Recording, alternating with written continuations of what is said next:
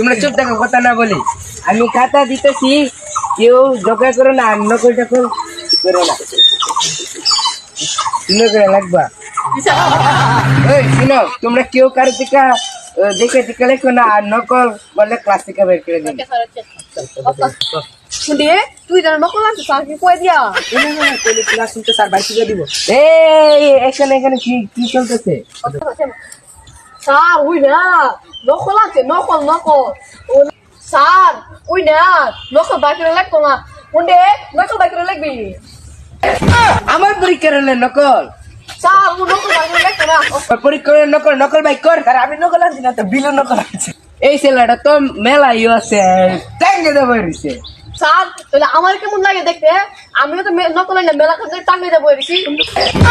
ও তুমি তাইলে মাধু ভাই? আরে না স্যার, আমি বাদু ভাই, মাদু ভাই না বাদু ভাই।